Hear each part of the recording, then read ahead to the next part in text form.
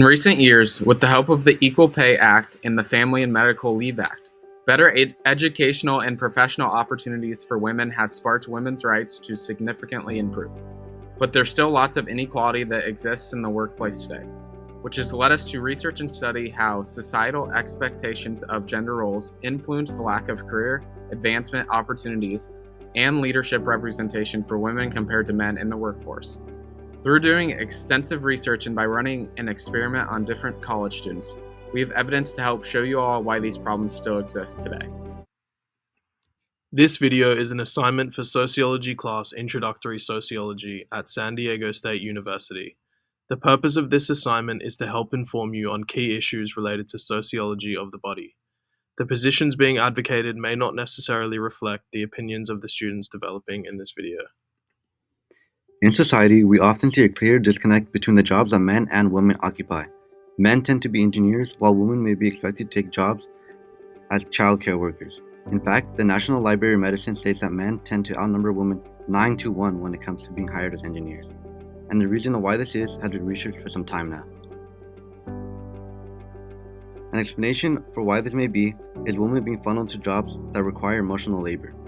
Emotional labor is described as managing emotions and their outward expression to meet the expectations of a job, especially in the service sector, work, and female-dominated occupations. Some characteristics of this are overly expressing kindness and joy, hiding feeling of anger and sadness, all in attempts to keep others happy, usually higher ups such as managers. What this means is that while men take on most of the labor-intensive jobs that take a toll on their body, women are taking up the emotional and mental tolls. Similarly, there are what Lewis Hall calls pink-collar jobs. These are jobs that are highly feminized and more often than not placed on very low on the hierarchy of occupation. When considering these concepts, we may still ask why they be funneled this way. A lot of this can be attributed to the behavior expectations that society places on men and women. Some that we often hear about are women being emotional and caring and men being strong and careless. And this can translate to a person's job or hiring choice because of their unconscious fear of breaking a social norm. So we can conclude that women are being pushed and expected to be part of a certain job because of the societal expectations placed on them.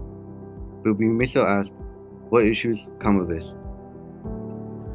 Hegemonic masculinity. Men have more power over women, better chances at promotions, and more opportunities at achieving higher positions. But why? There is this unconscious bias, which is linked to leadership for men, still existing where we based our decisions off of who is more quote-unquote worthy. This is one of the main reasons why we see so many men at the top of this hierarchy pyramid. Men have more power through the idea of glass ceiling, where there is no limit for what males can achieve, while females are stuck in what they do no matter how hard they work. There is this invisible limit on a woman's climb up the occupational ladder, and their advancement when working a job tops off. Now, if we take a dive into the different example resumes that were implemented into our survey, you will notice that when the two different resumes are put together side by side, they have very similar past jobs, qualifications, and leadership experience. A critical issue that is present today is that CEOs and bosses' decision-making in regard to picking potential candidates for position, male or female, tends to favor males more than females. To help touch on this issue, we had each participant put themselves in a hypothetical scenario where they were the owner of a company. And it was their job to ask themselves the question of, who would I rather pick? And then having each participant select and explain why. The data shows that 73% of all the males surveyed would choose the male candidate, along with 58% of all the females surveyed also choosing the male candidate. This shows evidence through collecting data that this bias still exists in our heads today. The different options that were most commonly selected as to why they selected their chosen candidate was that the man had quote-unquote better overall leadership qualities and that the woman was less qualified just over the fact that she would probably take more absences from work because of a maternal leave or possible caregiving duties like taking care of her kids. The societal expectations of women are that they take on the role of the everyday housing duties. They are believed to need to spend more time doing these duties rather than actually working. One participant brought up a great point of how it really also depends on if the business as a whole is more male or more female dominated in terms of what the gender of what the majority of employees identify as. Because this would probably sway some opinions since most men take on leadership roles where most employees are male. We can see the main ideas that stem from these percentages, with men having better relationships with different companies or investors, and also being more risky. The history speaks for itself, and that influence proves to us that men still tend to dominate leadership roles. Today, just 9% of all CEOs in America are female. In contrast, having a female in that leadership position opens up the company to potentially more diverse thought while also offering different perspectives. Multiple participants argued that there could be potentially more unity within the company due to the fact that more teamwork and employee bonding would take place.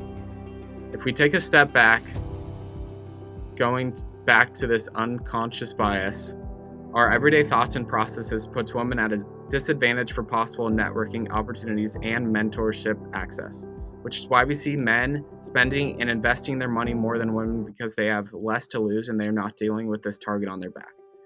This lack of networking expertise causes bosses and owners to question why they should give a promotion to someone who is no longer improving and expanding their knowledge. Adding on, as we touched on earlier, statistics show that women are more likely to take absences or leaves from work, which once again leaves questions as to why someone extra or why pay someone extra when less work is getting done. Now that I touch on how hegemonic masculinity and leadership opportunities provide better chances for men to succeed in higher positions over women, we will now discuss how there is still a pay gap that exists in today's society. Social inequality refers to a condition in which differences in wealth, power, prestige, or status based on non-natural conventions exist.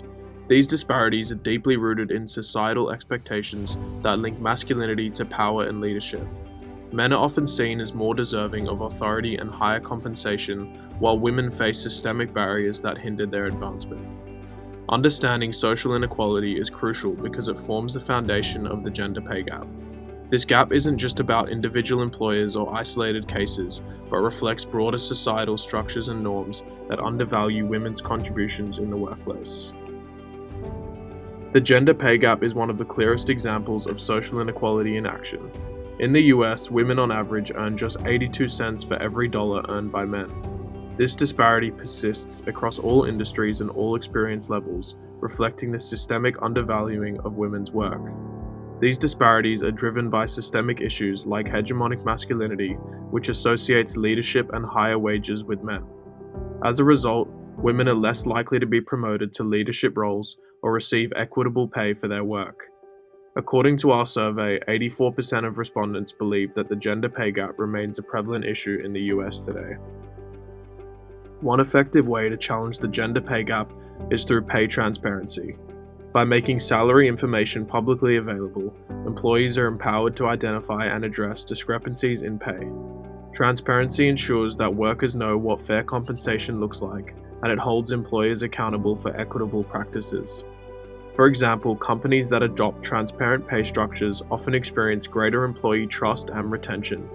Additionally, transparency pressures employees to justify disparities, reducing the likelihood of systemic discrimination.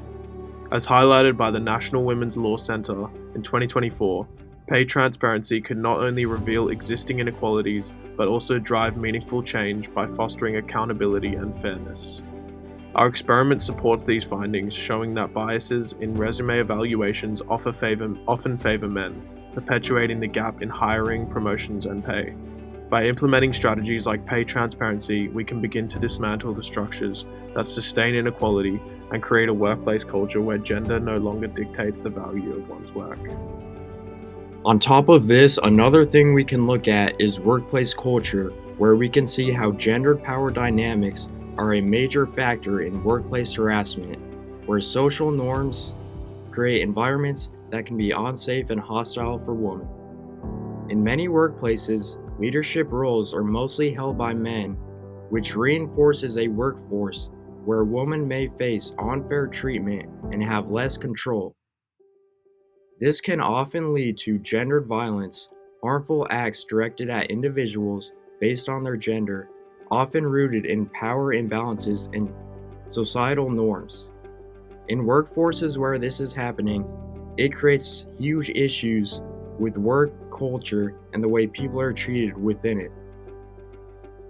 National Academic Press states that when women experience sexual harassment in the workplace, the professional outcomes include declines in job satisfaction, withdrawal from their organization, declines in organizational commitment, increases in job stress, and decline in productivity or performance.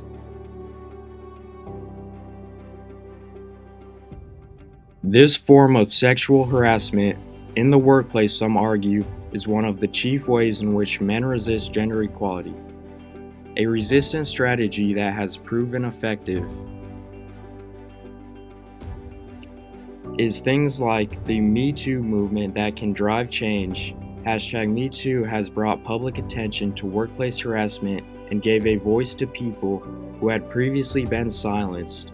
This may lead many companies to improve their policies, adapting zero-tolerance approaches to harassment.